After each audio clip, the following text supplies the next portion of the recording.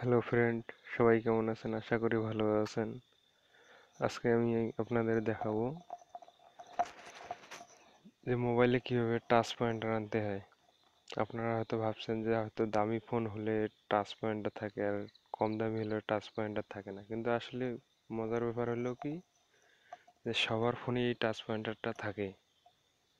এই সেটিংটা একবার ওপেন করলে থাকে সবার ফোনে। টাচ পয়েন্টারটা আসলে কি, এই যে আমি যে এখানে টাচ করতেছি, একটা যে পয়েন্টার উঠতেছে, এটাই হলো টাচ পয়েন্টার।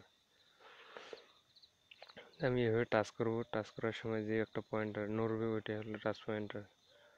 তো চলুন দেখা যাক কিভাবে এই টাচ পয়েন্টারটা আনতে হয়। টাচ পয়েন্টারটা আনার জন্য প্রথমে আপনাদেরকে আপনার সেটিংয়ে যেতে হবে।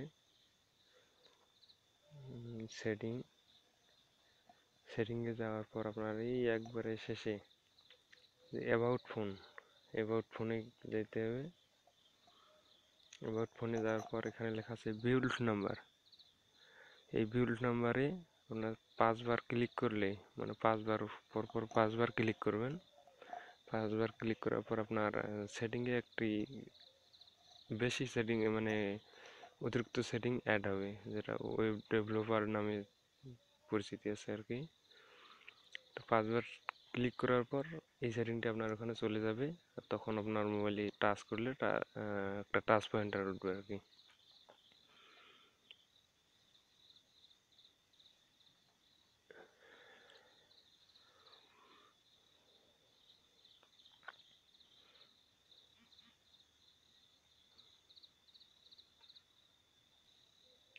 তো আমি 5 বার ক্লিক করতেছি, 1 2 3 4 5।